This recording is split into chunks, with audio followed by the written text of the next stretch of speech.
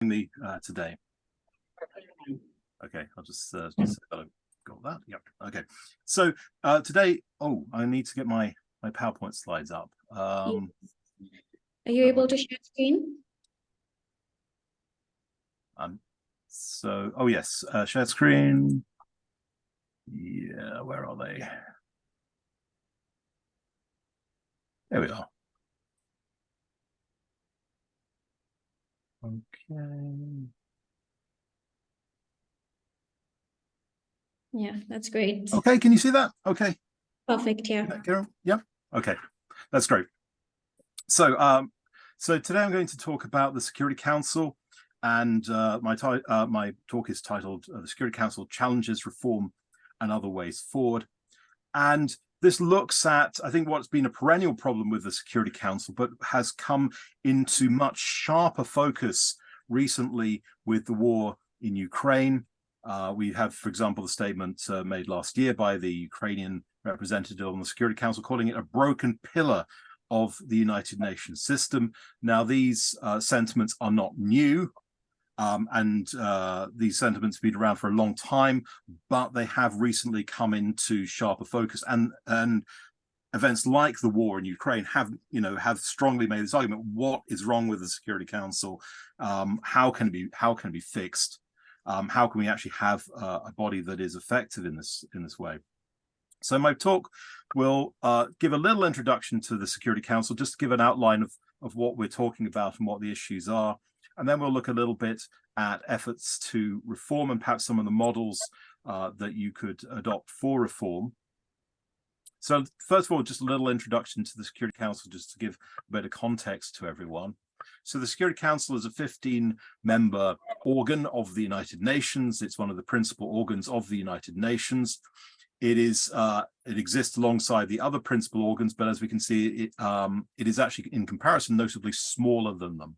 When its defining features is it's a small body.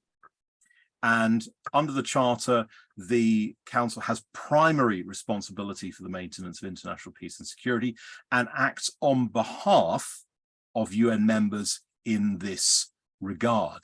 So we can see basically three features of it. It's small, and that is intended for it to be a sort of streamlined body. So its size is a crucial feature of its performance. The idea is there's some threat or breach of international peace and security, and the Council can then just convene and deal with it. It doesn't have perhaps the more complicated methods that you would then see with larger bodies. So size is part of its function.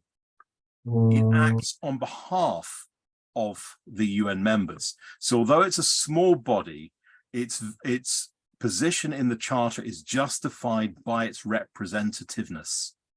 That there is a rationale that the other members can sort of see and say, look at the Council and say, yes, they are acting for us.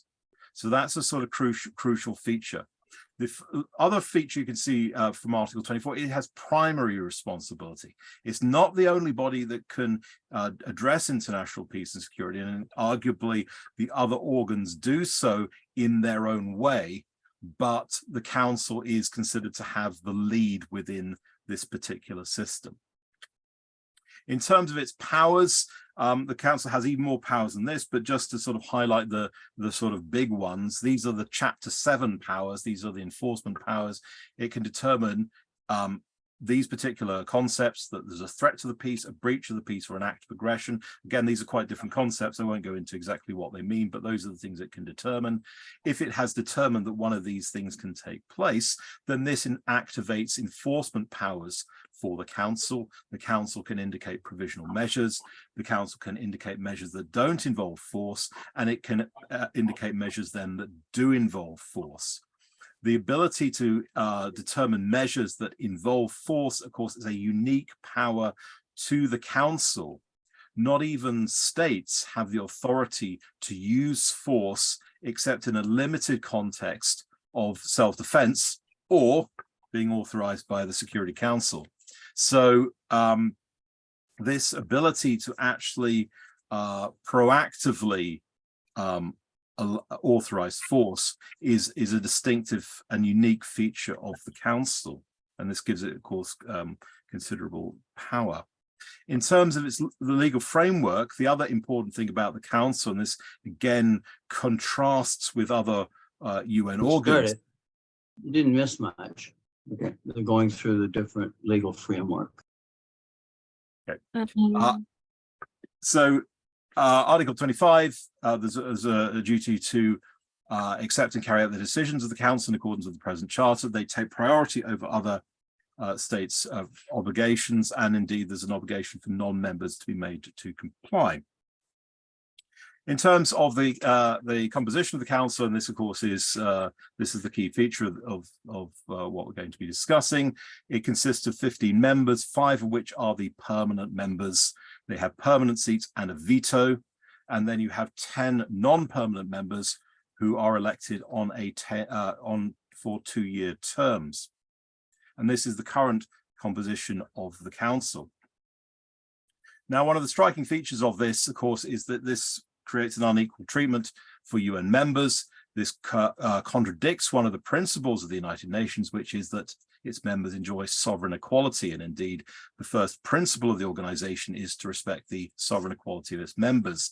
So why do we have a body that stands in contrast to this legal principle?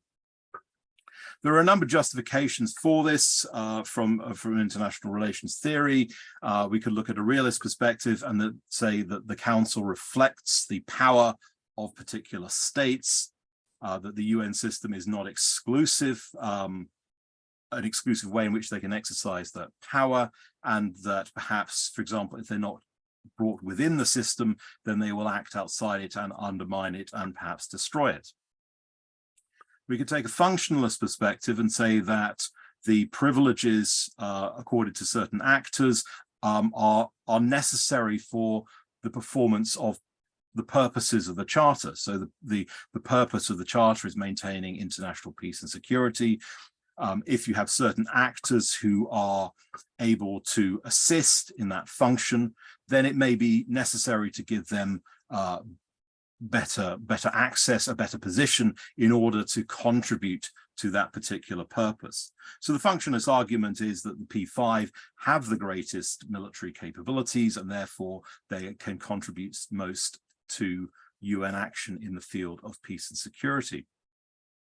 Now, of course, those same criticisms work the other way around. So if you take the realism position that this reflects the power of certain states and that this is necessary to keep those states within the UN system, well then what about other comparable powers?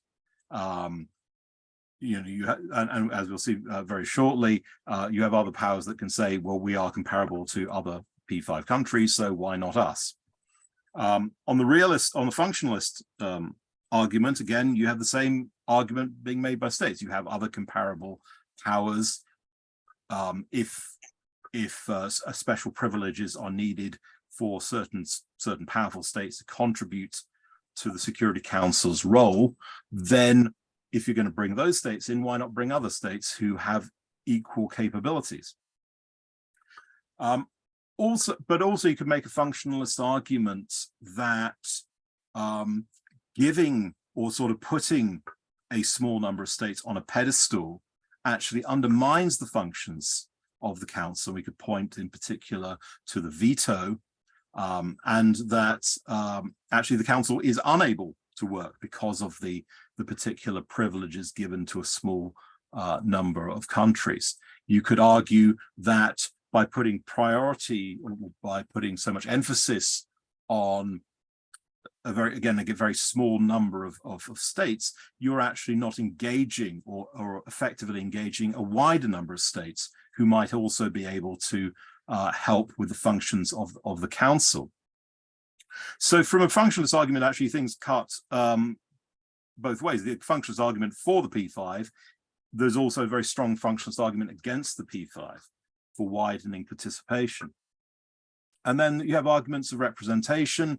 So the P5 basically constitutes, depends how you count Russia, but 3 European states, 1 North American and 1 Asian. So There's no South American representation, there's no African representation or Oceanian representation. Only one Asian state is represented. So you can see, so there's an argument that, again, it doesn't speak, if you think about the idea of the council as speaking on behalf of the UN membership, it's not representative of the UN membership, and a more representative body, again, following the functionalist argument, would then, work better. It would have greater legitimacy. States would be more willing to engage with it. So that's again an argument. I mean, representation is a value of itself.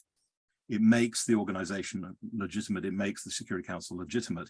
It allows a greater range of voices, but also we can sort of tie it to a functionalist argument too. And then there's arguments of transparency then that again relate to this issue of unequal treatment, that if you have a sort of entrenched five members within the Security Council, and then the others rotate, then they are in a sort of entrenched position. You create sort of two classes. I mean, explicitly, you have two classes of Security Council membership, but it sort of digs down deeper into the running of the council, in which you have five groups who basically have a particular monopoly on power and act within it, and the non-members. One of the criticisms is that the non-members are sort of, coming in cold without a permanent presence on the council. So again, that creates a difference in the experience of membership of the council between permanent and non-permanent members. So there are justifications. The same justifications can also be turned into criticisms, and there are then additional criticisms that can be raised about the current P5 structure in relation to the representation of states, of regions, and also the methods of the council, and the fact that those methods aren't transparent. I should also just give a little bit, again, a little bit of historical context. The P5 is often sort of thought of as part of a sort of necessary compromise in creating the United Nations. It should be sort of remembered that it wasn't actually necessarily a specific creation to the United Nations. It was actually an inheritance from the League of Nations. The United Nations is the successor to the League of Nations. It learns from the mistakes of the League, which was, as we all aware, a failure. And one of the arguments is the need to keep the great powers in. The League, of course, was not, actually had similar ideas itself. So the League of Nations Council actually contained a P4, in which there were initially four major powers who had permanent seats on the council. Because decision-making was by unanimity, they effectively had a veto. Everyone effectively had a veto. So the idea of a set of permanent members is not a unique structure to the United Nations Security Council. It's not necessarily a new idea. The Security Council, of course, takes it further because of the distinct powers that the Security Council has within the UN system, and the legal obligations attached to those powers. So the Council had a much weaker role in terms of international peace and security than the current Security Council has, which then puts the powers of the P5 into a sharper focus. So as we've seen, as I said, the arguments for unequal treatment, the justifications for them, both from the realist and the sort of functionalist perspectives, relate to what the power of particular states, what they can bring to the organization. As we can see, and I've got a couple of charts which give a rough idea on these points, but these are not specific, but they give a rough idea of how these relationships are. We can see that the P5 are not necessarily that distinct from some states that are not P5. You have, of course, a big sort of gap and we'll look at global military expenditure and then economies, we can see that there is a sort of gap. The United States and China are way ahead, but then you have another pack of states, some of which are P5, some of which are non-P5. And we've also got in this little illustration a group of states known as the G4, the group of four. And these are the states that would consider themselves and indeed form a little group for this purpose. They would consider themselves the prime candidates for permanent status in a reformed Security Council. So if you look at global military expenditure, number 4, we've got India, number 7, we've got Germany, number 10, we've got Japan, and we can see they're sort of mixed in with states that are P5. So India's ahead of the UK and France. Brazil, which is another member of this group, is way down on the military expenditure. But we can see that the P5 in red here, and we can see the P4 in blue, and we can see that below the United States and China, there's quite a mix here.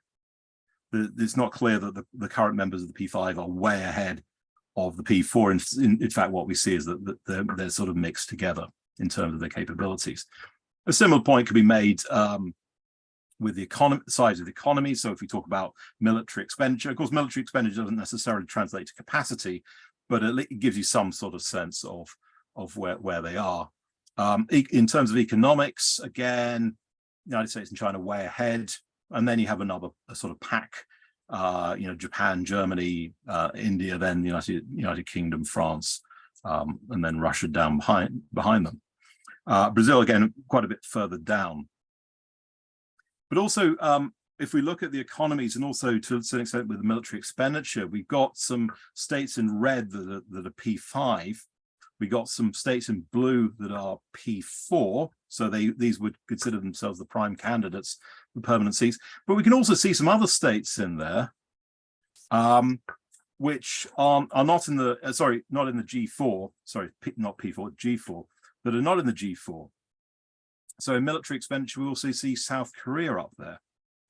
In terms of the economies, we see Canada and Italy in there as well. And this then sort of reveals another sort of dichotomy, that on one hand you have states with privileges, and we can see them here, and you have states that would like to acquire those privileges, and we can see that they're sort of mixed up. But we can also see states in there that are not in the group that are seeking to acquire privileges, and but still are in there, that they have the capabilities.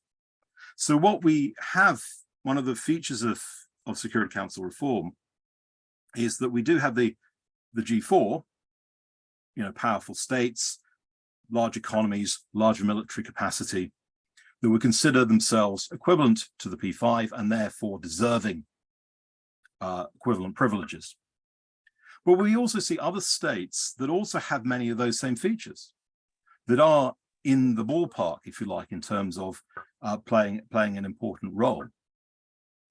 And so alongside the G4, we have another group called the Uniting for Consensus Countries. And the membership, also known as the Coffee Club. And their membership is also significant if you look at the states that are in there.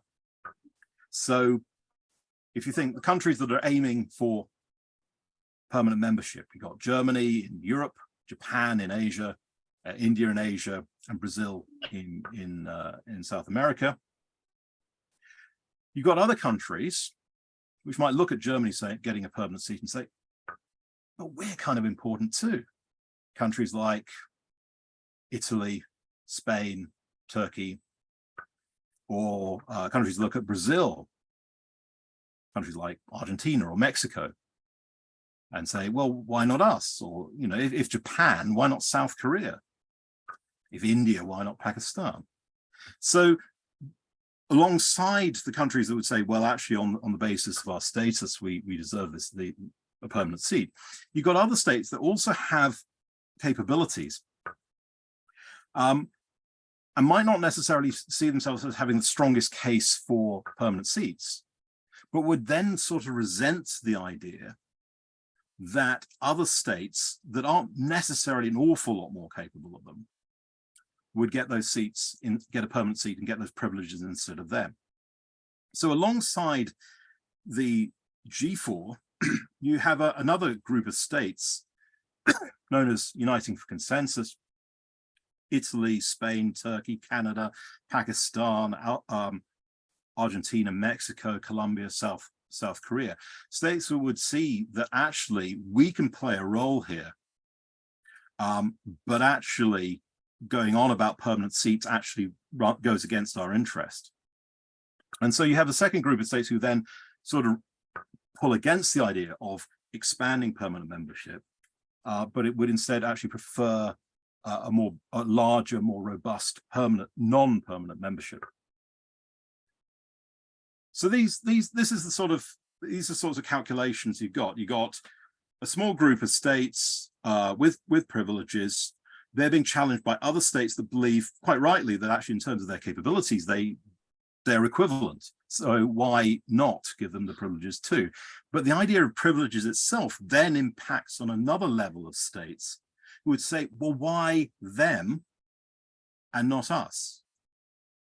So you have this sort of dynamic. And then, of course, you're only looking at this in terms of power. So you have another group of states. You have small island states. You have African states as well, who would say, actually, we often bear the effects of Security Council action. So we should have a say in this because we are most affected by it.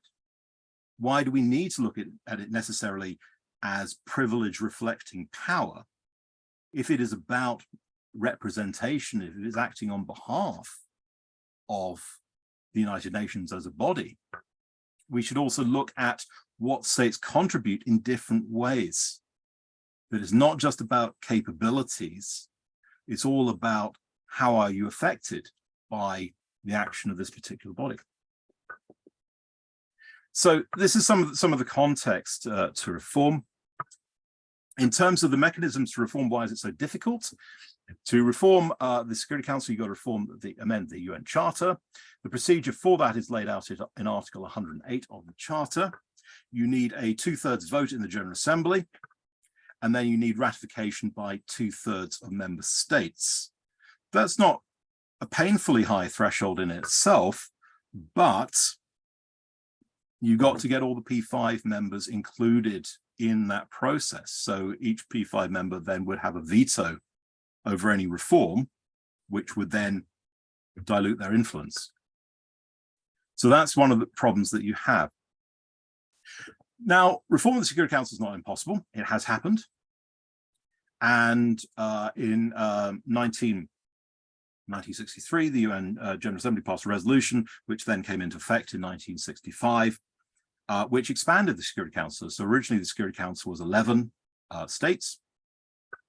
This was expanded to 15 to give a much clearer majority for non-permanent members, so that non-permanent members would outnumber permanent members by 2 to 1. So it's possible to reform it. That said, reform has been a tortuous process. It was first put on the agenda by the General Assembly in 1993, so 30 years ago. In terms of where we are now, there is an intergovernmental negotiation process going on. It's been going on for, again, a while. The issues to be addressed have been grouped into 5 clusters. And the principle that is being used is that nothing is agreed until everything is agreed. So the issues that are being looked at: the relationship between the Security Council and the General Assembly, the size of an enlarged Security Council and its working methods, what sort of membership do you want for your Security Council, the issue of the veto, and then the issue of regional representation. Just to focus on a few of these issues. In terms of enlargement, the current sort of approach where we are is that they are thinking of expanding the council to between 21 to 27 members. So 21 would be adding another 6 members, 27 would be adding another 12. Of course, one of the things to bear in mind with council reform is that although you could say more members the better, the whole point about the Security Council is that it's small and it's efficient. So one of the factors is that you have a sort of relationship between representation and efficiency. The larger it is, the more complicated its working methods would be, and potentially the ability to make this decision. If you want a body that you can meet and make a decision in an evening to deal with a particular outbreak of strife, then do you want a too large, too complicated body? So that's one of the considerations. In terms of what's sort of generally seen to be desirable, increasing African states by 3, Asia Pacific states by 3, Latin American states by 2, European states, others include North America. So broadly speaking, that might include Canada too, another 2 European and other, 1 Arab state, and possibility of adding states that are small island developing states. In terms of the debate on membership, again, we have different proposals coming from different states. Again, no clear position. You have the idea of more permanent members. This is promoted by the Group of 4 in particular. Non-permanent members promoted by Uniting for Consensus in particular. There is an issue about what a non-permanent member would be. So one possibility is that you could sort of narrow the gap between permanent and non-permanent membership by allowing non-permanent members to be re-elected. So you could have a situation, because under the current situation, states come on, they serve 2 years, and then it's someone else's turn. You could have a possibility that certain non-permanent members who made themselves particularly important, had particular support, could simply continue serving their terms, so that you could have consecutive 2-year terms. And that way you could actually narrow the gap between permanent membership and non-permanent membership. You might have non-permanent members who are always there because they're always getting re-elected. Another possibility is that you have non-permanent members, but they're there for a long period. They're there for a much longer term, though some of the figures that have been used, 5 years, is not that long. But you could also, if you make it sort of consecutive, then of course you could be a very long time indeed. So one possibility is longer terms. The other possibility is consecutive terms, and in that way you can narrow the difference between non-permanent and permanent membership. Again, on the veto, we have different proposals for the veto. One possibility is that new permanent members would have a veto. Of course, the significance of that is that if you expand the veto, you increase the possibility that it could be used. The way to soften in this, and of course to soften the idea of expanding permanent membership, is that new permanent members would not have a veto. Another possibility is that you would abolish the veto. Now, alongside these negotiation efforts, there have been separate initiatives to set limits on the veto. And these have come in particular from, well, the first initiative came from the background of the war in Syria, and then the second initiative came from Ukraine. So the first possibility is the idea that there are certain limits on the veto. So there have been 2 initiatives in this regard. There was a French-Mexican initiative in 2013, and an initiative by what's called the Accountability, Coherency and Transparency Group in 2015, when they launched a code of conduct regarding Security Council action against genocide, crimes against humanity, and war crimes. This initiative has broad support from 129 states, and that includes amongst the P5, United Kingdom and France. This calls for the Council to act when these crimes have been committed, and for members not to use a veto to prevent action against the commission of these international crimes. Now, again, I think who supports it and who doesn't support it is quite telling. And we could see this initiative also sort of linking in with the with membership of the International Criminal Court. Another possibility, and this came up recently, this is a recent initiative which is connected to the war in Ukraine, is the requirement of an explanation of the veto. So there are a number of problems with the veto, but one of them is that states could veto to prevent action against international crimes, as we've seen here. Another criticism of it is that there is no requirement for states to explain why they vetoed something, to actually justify it. So this requirement has now been raised in the General Assembly. And again, this is in the context of the war in Ukraine, that the General Assembly now requires that within 10 days of the exercise of a veto, that the General Assembly will meet, and that the country that has exercised the veto will essentially be asked to give an explanation for why they exercised the veto. Now, of course, this is simply procedural. It doesn't actually require them to, fill in, if you like, fill in a form. It is simply there to put people on the spot, countries on the spot as to why they've exercised the veto. But there's no requirement for permanent members to actually, in good faith, engage with this process. In the same way, the initiative on limits to the veto doesn't lay down substantive obligations that that members, P5 members, have accepted. So these are some of the possible options. I think one last thing I'll just quickly explore before we conclude is can the General Assembly step in? So what we've seen is criticism of the Security Council. One possibility is, can the General Assembly step in and take on that role themselves?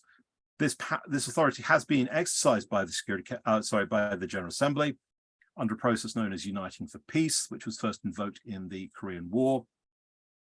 The conditions for Uniting for Peace are that if the Security Council, because of a lack of unanimity of the permanent members, fails to exercise its primary responsibility for the maintenance of international peace and security in any case where there appears to be a threat to the peace, breach of the peace, or act of aggression, the General Assembly shall consider the matter immediately with a view to making appropriate recommendations to members for collective measures. The ICJ, the International Court of Justice, in the certain expenses opinion, considered that this was something that the Council could do, provided that it limited itself to non-enforcement action, such as, for example, peacekeeping missions. Uniting for Peace does require the General Assembly to make a determination of a threat to the peace, a breach of the peace, or an act of aggression. That is part of the element there. There are powers, of course, that are explicitly provided for the Security Council. However, again, the International Court of Justice has considered in the War in Occupied Palestinian Territory opinion that the General Assembly has the authority to make such determinations. However, the difference is that even if the General Assembly does make such a determination, it doesn't activate the enforcement powers of the Charter in the way that the Security Council making that determination would. So the General Assembly can make, determine that a threat to the peace has taken place, but they cannot then act on it in the way that the Security Council can. So the General Assembly can only coordinate, essentially. It cannot create binding obligations for members. It could propose sanctions, but it would be up to individual members to comply with them. It could also coordinate action on the use of force. So it could coordinate an act of collective self-defense, but self-defense would require an armed attack to take place first. Now that's quite possible that, for example, in an act of aggression, that you could then coordinate an act of collective self-defense. But in other situations, then the council would be unable to act. So the General Assembly does provide an alternative, but it is one which does not have the same binding effect as the Security Council. So that's my presentation. I've just outlined the sort of powers of the council and looked at some of the models for reform and the considerations that lie behind them. So thank you very much, and thanks for listening, and look forward to your questions. Fantastic. Thank you so much for sharing your reflections with us, James. There's quite a lot to unpack there. One would say that Russia's involvement in Ukraine greatly weakens the functionalist argument. So with that, I would like us to move into the Q&A session. If you have a question, please either raise your electronic hand or your flash hand, or put your question in the chat. I see we already have some questions, but maybe we start with, before we move to the questions in the chat, I'd like to see if anyone else has any questions.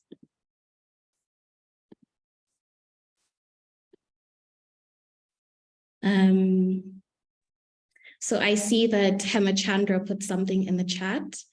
He had a question about, should we go by the military capacity of the countries for membership to the Security Council? Is there a particular way that you would recommend categorizing permanent membership status? So I think this is one of the issues that so one of the original argument behind the P5 is that they were the big powers in the Second World War, that it was their ability, and they were envisaged to be kind of the global policeman. So the idea is that they would have this capacity to act, to intervene. One of the issues that does come up with this, so I think, and this is the argument then, it's either certainly with the group of four, that they either bring the economic capabilities through their financing of the UN, or they bring the military capabilities that can be then usefully used. However, part of the debate, and part of the features of the debate, is that we shouldn't look at it purely in terms of simply what capacities a member brings to the council, that it is also thinking about how that's or how that action is actually used, how that implementation takes place. So you should also have states that have some perspective on the effects of Security Council action and are able to bring sort of that perspective to bear too. So it's not pure. The issue of membership is not purely about what you can bring to the table in terms of hard power, but also how the council can, first of all, represent other states, and also think about the actual effects of their action on particular states. Fantastic. Alan? Thank you very much. I'm Alan Ware, Program Officer for the World Federalist Movement Institute for Global Policy. And thank you very much for this really good overview of Security Council and initiatives for reform. I originally come from New Zealand, and our government at the San Francisco conference was one of the ones that was opposed to the veto power. And when it became like obvious that the veto power was required in order to ensure that the powerful countries stayed in, I then brought in the Article 109 process and was a big champion of that to include reform. So we've got sort of like an interest, and there is an interest at the small states, and I think it was really good that you covered that in your introduction, that we shouldn't just be looking at the powerful states as the ones that will, if we're increasing membership of the UN, we should be looking at principle, not just power. So I want to thank you for that. The other thing that I found really interesting, I'd like you to expand on a little bit if you can, is at the beginning you looked at the Security Council as one of the organs of the United Nations. And of course, you've been focusing on the Security Council, but when it comes to the question of aggression, people tend to look just at the Security Council. and go, what should the Security Council do? And you've quite rightly pointed out that if there's Security Council, there's a veto power on that, the General Assembly can, and now there has to be at least something in the General Assembly. How far it goes, depends on, what the member states are willing to do. But I'm really interested, if we're looking at an act of aggression and a state exercises its veto power, to explore a little bit more what the UNGA can do, but also what can the International Court of Justice do? Because the International Court of Justice, can look at aggression and can look at, what are the legal obligations of states. And thirdly, what about the International Criminal Court, which of course on aggression will not look at the act of a nation state, but the crime of aggression itself, which is really important. So there's accountability to the leaders. So in the case of an act of aggression, what are the full sort of exercise of authorities from these other bodies, and does it help give us a bit more confidence that the UN is not, as a whole, is not blocked when a powerful country exercises veto power, but it has other options that it can take forward. And in the General Assembly, I'm also interested in, if the General Assembly does determine that there is an act of aggression, does that, and you mentioned something about collective response to that, for example, in the case of the Russian invasion of Ukraine, does that in a sense give a little bit more now authority for states to respond against Russia? And might this lead to a collective military action, against Russia itself, which is not happening at the moment. The support for Ukraine is only giving military equipment to support Ukraine. Sorry, there's a few questions in there. But to me, it's sort of like, thank you very much, Alan. Can do in the case of aggression. So I'm going to answer from sort of legal perspective, which people might find irritating, but is not. I'm not sort of trying to escape. So with the General Assembly, but the way the UN set up is that the Security Council has power to authorize offensive military action, and it is unique in that the ability to do that. No one else does that. States don't actually have the power to take offensive military action, but they can defend themselves when they're attacked, and they can defend themselves collectively. So one of the possibilities is that if an act of aggression takes place, now aggression is considered to be the most serious form of the illegal use of force. So it may well, and just again to use the correct terminology, you can defend yourself if you're suffering an armed attack. So there's a good argument that an act of aggression will also be considered to be an armed attack on a state. That state is allowed to defend themselves, and they are then allowed to ask other states, will you help us defend ourselves? So what the General Assembly could do is, if a state has been attacked, it could say, it itself could say, an act of aggression has taken place. If the state asks for it, it has to ask for it. But if the state asks for it, then they could then pass a resolution, potentially saying an act of aggression has taken place, and we recommend that states provide military assistance to the state that has suffered this aggression. They're probably more likely to phrase it on the suffered an armed attack, because that would be the correct legal terminology. But yeah, so legally, in principle, the General Assembly could pass a resolution in which it calls on states to provide military assistance, or indeed perhaps even directly intervene to help a state that has been attacked. And that is possible. However, states don't have to comply with that. That's the first limitation. States don't have to comply with it. The other thing also to bear in mind with self-defense is that it needs to be necessary and proportionate. Those are the requirements for self-defense.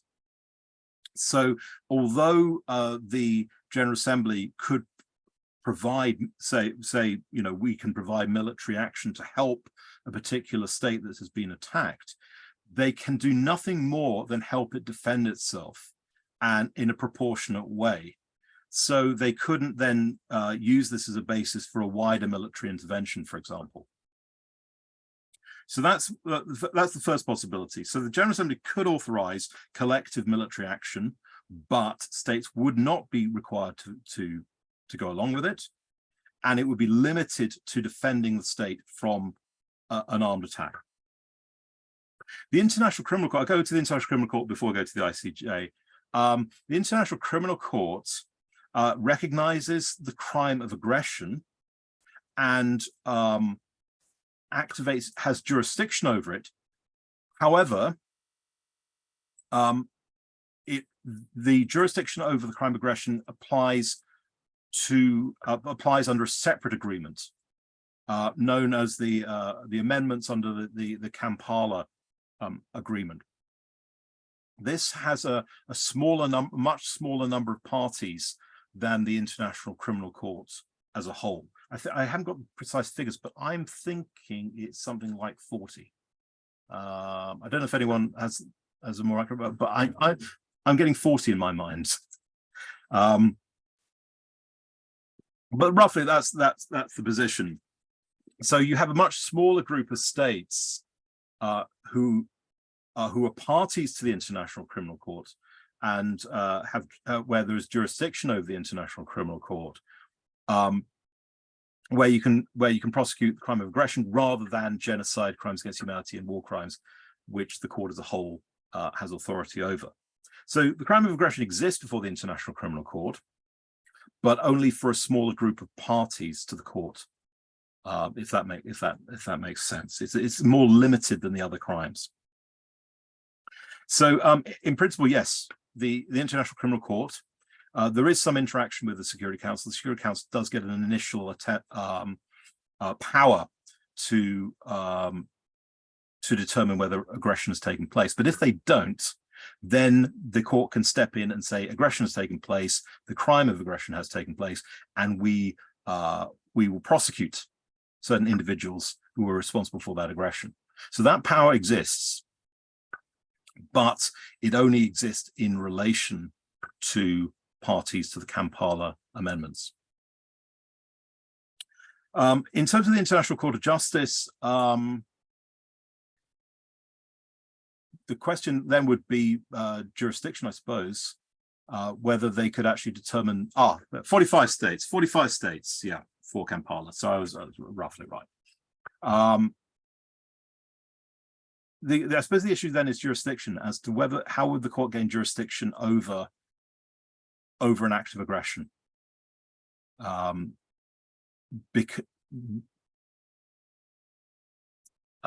I suppose that would be the main issue with any case. The court could engage with that, and it itself simply sees itself dealing with international peace and security in a separate parallel track to the council. So, and this point has been upheld, for example, in the Nicaragua case, that the argument that just let the council get on and deal with what it needs to deal with is not an argument that stands up before the court. The court can deal with peace and security issues, and it doesn't matter if the council's dealing with those issues at the same time. So the court accepts that possibility. The big issue with the International Court of Justice is, how does it get jurisdiction? Because essentially, to get jurisdiction, you need to have jurisdiction under a particular treaty, which either confers jurisdiction, or the parties consent to it, or they've given a declaration accepting jurisdiction in advance. So there would need to be some legal mechanism that would actually give the court jurisdiction over a particular act of aggression. And that would be the issue with the ICJ. Alan? Yeah, just a quick follow-up on that. There's also the advisory opinion process.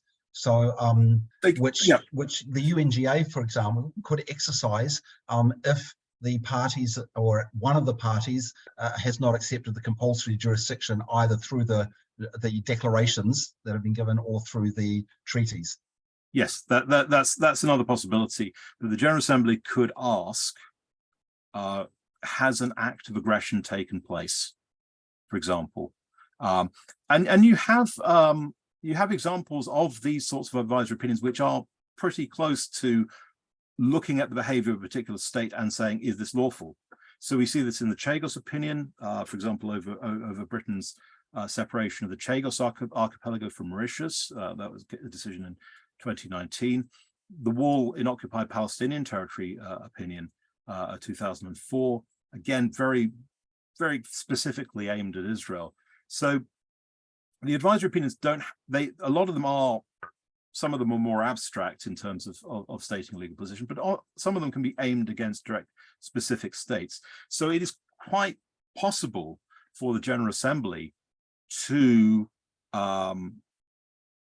give a request for an advisory opinion to the court saying, do you believe that aggression has taken place? The court can make an assessment on that. They can make an assessment perhaps on the legal consequences of that. Nonetheless, in principle, of course, advisory opinions are not legally binding. But one of the consequences of that, and this has happened with Chagos, is that other bodies can then use that as a basis for making their own decisions subsequently. So they can just then take that legal determination as accepted law and then just use that as the basis, take the next sort of step or as the sort of accepted basis for making the then subsequent decisions. So you can have a process where, although they're not legally binding, advisory opinions then get incorporated into the practice of other bodies and other tribunals. So that's possible, yes. Thank you so much for your question, Alan. So Hemachandra has another question for you. So would adding more members to the Security Council help if they do not have a veto? And how can we start thinking of furthering the Liechtenstein resolution, whereby if a member of the P5 is involved in any aggression, they lose their veto power? Do you have any thoughts on that? Can they lose it? Okay, just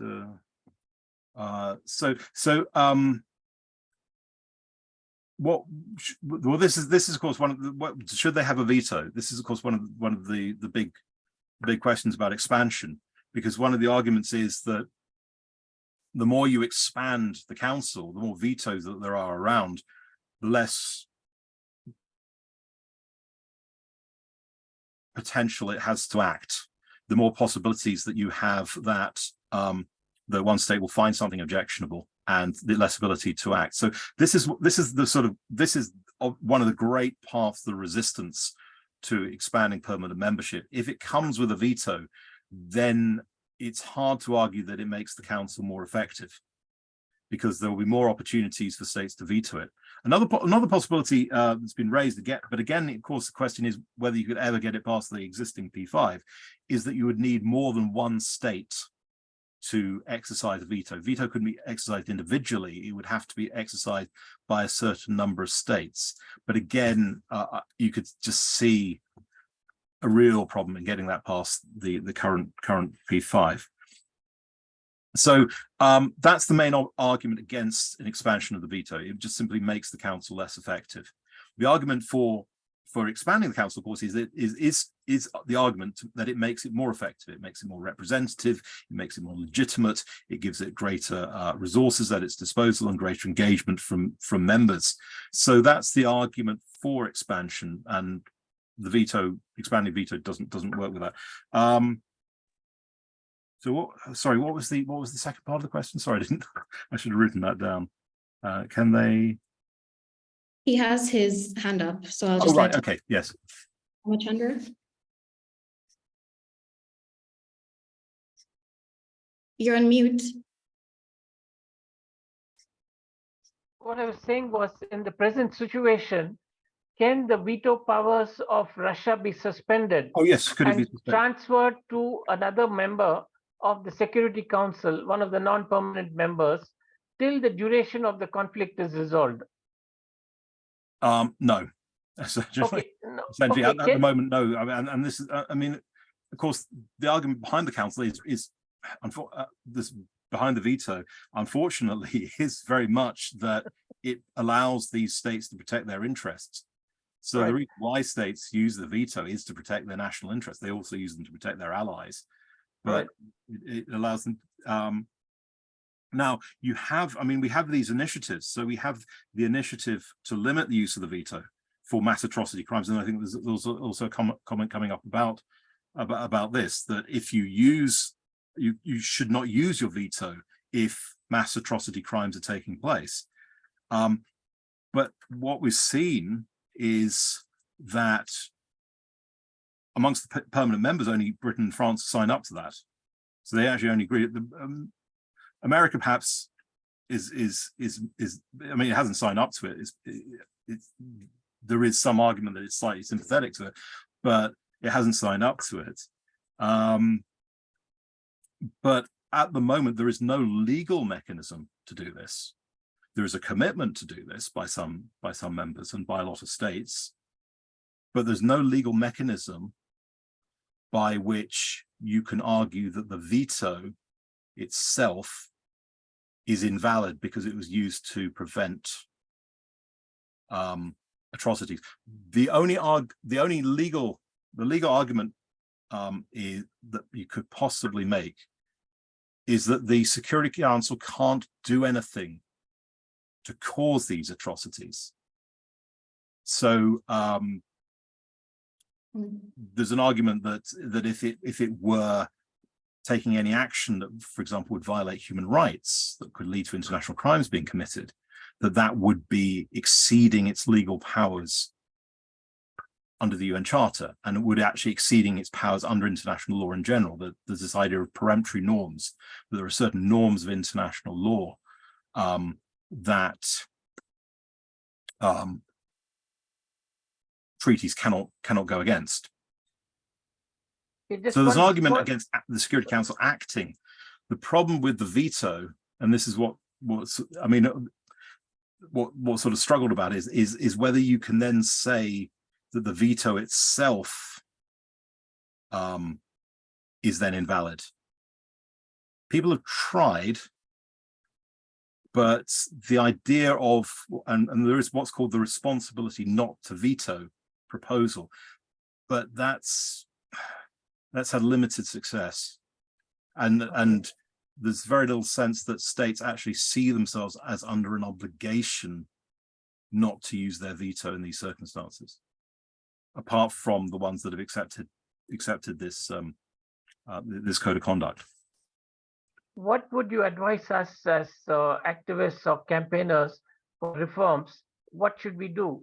Where should we focus on, say, like for the next 5 years? What are your views on that? I mean, at the end of the day, this is very much something that's being thrashed out between states. The argument is, I think, probably that you don't want an expansion of the veto. The expansion of the veto would make the Security Council less effective, less able to respond.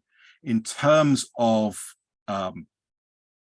actually sort of wider engagement with people, one of the big arguments is about the working methods of the council. That the working methods are not transparent. Essentially that this has allowed the P5 basically to sort of operate a little club amongst themselves. So there is a strong argument for pushing for greater transparency in the workings of the council. And again, there's a lot of support from that. And again, that might be something that could be the focus of efforts. But I mean, I think there's a broad argument that, you know, the council needs to be reformed, that it needs to be expanded, and that the expansion of membership would make it more legitimate, more representative. But I think certainly, if you want to sort of look at particular actions, then the transparency of the council would be an obvious area to focus on. Thank you so much for that, James. And I see that we're actually out of time, so I'll just take a few more questions before we wrap up. So Norbert De Costa wants to know, would the Security Council be more representative, democratic, and effective, constituted as a world parliament? If yes, who other than the P5 would prevent such a transformation to a world parliament? Mm-hmm. I suppose there's sort of two issues here about the council itself and its relationship with the General Assembly. So if you're going to look at a body where you might sort of have this sort of connection with the World Parliament, then the General Assembly is the most obvious one to have that relationship. The Security Council was never intended to be anything more than a small specialized body. We can think of it really as a sort of little sort of international fire brigade. It's this little fire station, and when the little bell goes that there's threat to international peace, then then the fire station springs into action and deals with it. That's the idea behind it, the kind of model that we're looking at. It's not intended as such to be a representative body. It's supposed to be an effective body, but it should also have oversight. So I think what the question about the relationship between, say, well, Parliament, a parliamentary consultancy body, for example, and the Security Council is one of oversight and making sure that the Security Council actually acts effectively, and that it does indeed act on behalf of of UN members. So I think maybe there's a difference between making the council as a sort of parliament, as a parliament, which we have to say is something that was never intended to do, and it actually kind of goes against its functions, and the idea of having parliamentary oversight. So I think perhaps the idea of oversight over the council rather than the council itself would probably fit better with the purposes of the council. And just really quickly before we close out, please take note of WFM's contact details in the chat. So we have a question from John Cohen who wants to know, is there any move to restrict votes by states with a conflict of interest in a situation? So, well, this is the idea that that you'd need more than one state to exercise a veto. So this is one idea that's been proposed, that you would need perhaps 2 or more states to actually exercise a veto. So then it wouldn't. So the state that has its direct national interest couldn't use it to protect its own selfish national interest. Now, of course, the question is, the P5 have been using the veto for exactly those reasons. So you'd need to get them to agree to change that.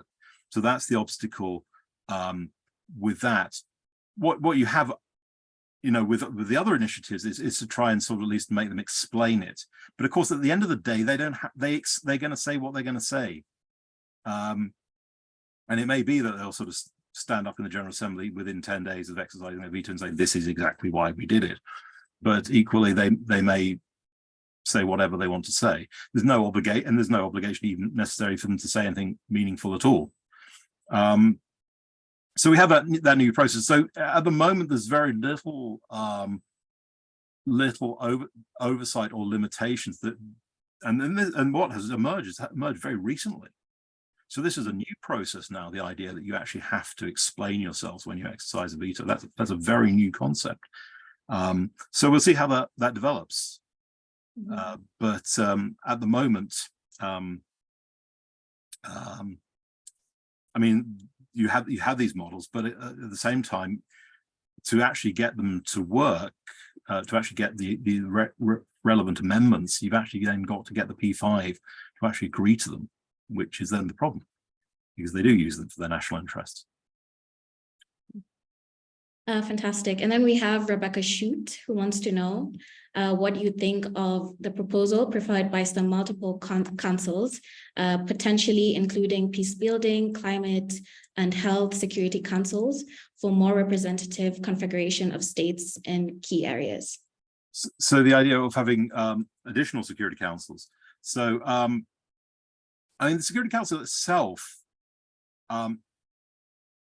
sees itself potentially can take on a number of different areas, and one of the and it has looked at, for example, climate change, or at least tried to look at it. There's been a debate about how far and whether it should go into that debate, but there has been an interest within the council about engaging with climate change. For example, there's been a lot of pushback against that, though, as well. And there's an argument about which UN body is best placed to deal with which particular issue. So climate change I mean, it's an enormously complicated legal issue, and because it's so far-reaching and it touches so many different areas of states' lives, of people's lives, of industry, of agriculture, of the environment, that you have so many different approaches to this. One of the and there's been a lot of pushback about the idea that it should be addressed through the lens of peace and security. And the idea also then, which is carried with it, that basically the P5 should lead on this. So there's been a lot of pushback in the General Assembly against that idea. And there's been a lot of resistance for the idea that this is something that the P5, or sorry, the Security Council, but through the Security Council, the P5 should take the leading role on. So you do have a number of different bodies that deal with different issues, such as climate change. And climate change can be dealt with by UN bodies, by different UN bodies from different perspectives. So you could potentially look at it from an economic and social perspective. You could look at through various human rights mechanisms. You have, for example, advisory opinions before the Tribunal for the Law of the Sea, for the ICJ, before the inter-American bodies as well. So it can be looked at from a number of different perspectives by a number of different bodies. And Security Council is one, but the argument, I suppose the argument that it should play a leading role is one that there has been a lot of pushback against, because again, this idea that one of the dangers with the council is that it has the ability to bind states. And one of the things that states within the UN fear, and this goes to the idea of a sort of global parliament, is that it would become a parliament with the powers of a parliament, but without the accountability. That the council would pass resolutions which are in character like legislation, and would be binding states, but those states wouldn't be involved in the creation of those resolutions. And that's something that states within the UN are actually quite concerned about whenever it seems that the council's going close to that line. Sorry, that's kind of a convoluted answer to your question. I hope it answers your question. Thank you for that. So final two questions. Any thoughts on how to strike a balance between national sovereignty and international intervention in cases of mass atrocities? And the other one is, what ways can the UN Security Council support its members to implement policies, conventions, and international agreements on the proliferation of small arms and light weapons, especially in the African region? Okay. So this balance between sovereignty and intervention in mass atrocities. So this connects with an idea that's been around for a long time called the responsibility to protect. So this is this was coined in 2001 by an institute called the idea that you have a responsibility to protect against 4 crimes: genocide, crimes against humanity, war crimes, and ethnic cleansing. And the argument was that the council would feel under a duty to act in those circumstances. There was also an argument that the council, individual P5 members would feel under an obligation to use their veto. So that was a sort of argument that was actually adopted by the UN, and this principle, was adopted.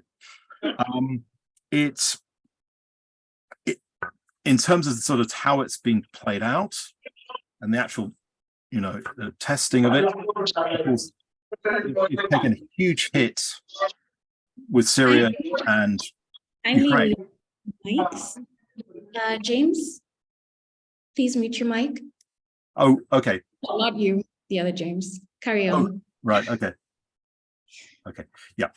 So the responsibility to protect. So it was proposed in 2001. Kindly unmute yourself, James. Sorry. Okay. Okay. So responsibility to protect was proposed in 2001. It took a big hit with Syria because it was very clear that the council was not going to intervene in Syria, and in particular with the Russian veto, that Russia felt under no obligation to do anything much to prevent these crimes from taking place. So it's kind of fallen out of fashion at the moment. It's still around, but it it has taken a hit as in terms of sort of momentum behind the idea. I mean, it could be resurrected, and I think often these ideas they have a time, and sometimes they seem to be, you know, failures, and then other times they might be resurrected and be seen to be a great success. But then it depends very much on the political circumstances. In terms of getting members to agree things, the Security Council, of course, can encourage states to become members of particular treaties. It can't compel them. The ability to become a party to a treaty is ultimately the choice of a state. It is up to the state. It is a voluntary act. There have been a couple of situations where the Security Council has essentially adopted obligations on terrorist financing and nuclear non-proliferation, and upheld particular obligations which are expressed in treaties. Now, this is one of the areas where this action has been seen as very controversial, not in itself, that because these were measures that were generally accepted by states. So Security Council adding to it wasn't seen as necessarily changing anything too much. But again, it's one of the fears is the idea of the council becoming a legislature, that it actually seeks to bind states without their consent in a general way, because the council was not intended to perform that function. As I said, it's a small body, it's not representative. So if you're going to bind states, then it's not really in a long-term way, it's not really the body to do that. So so it has in a couple of occasions taken provisions, terrorist financing and nuclear non-proliferation, and identified obligations around them. That was seen as pushing things. If it were to take other treaties and things like, you know, on you know, very good, very useful, very important treaties, but if it was to take that and say, basically, you follow those obligations now, because we've told you to, there would be a lot of pushback against that, because states would see that as basically, you know, you can't tell us to do that. So there would be resistance there. Great. And that brings us to the end of our time. So I don't know if we have any last pressing questions or comments. If not, then I would like to thank all of you for your time today and for your amazing engagement. And thank you as well, Professor James. It's so lovely to reconnect with you after so many years and to still keep learning from you. So with that, thank you so much, everyone. Thank you, Amy, as well. Thank you so much for inviting me. It's been a great experience. Thank you. Fantastic. I'll be in touch. Please do.